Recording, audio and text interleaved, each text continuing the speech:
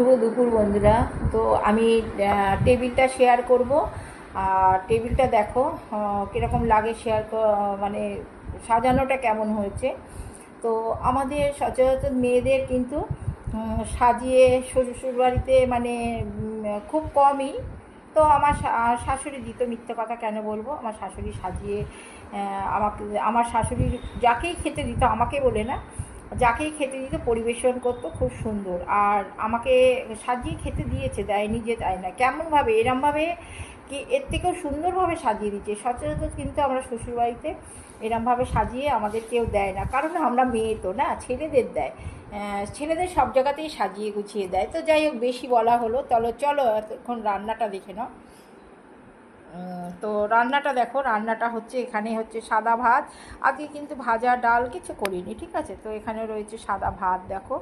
আর এখানে হচ্ছে তোমার, এখানে হচ্ছে কাতলা মাছের সর্ষে, এই পোস্ত, সর্ষে দিয়ে করি তো, সর্ষে নয়, পোস্ত আর জিরে বাটা দিয়ে করেছি। একটা কাঁচা লঙ্কা ওপরে রয়েছে, তো ঝাল কম দিয়েছি বলে এই লঙ্কাটা আমিই নেবো, আমি ঝাল ঝাল জিনিসটা পছন্দ করি। আর এখানে রয়েছে দেখো খাসির মাংস, এটা হচ্ছে খাসির মাংস। এটা কিন্তু দেখে নাও, তারপর বলছি আমি, ঠিক আছে। বলবে দিদিভাই গুছিয়ে তাহলে কে দিল। তো এখানে হচ্ছে চাটনি, আমসত্ত্ব আর খেজুর দিয়ে চাটনি করেছি। আর এখানে হচ্ছে মিষ্টি আর দই আছে। আর এখানে তো জল আছে, জলটা আমি খেয়ে নিয়েছি অলরেডি। তো এটা হচ্ছে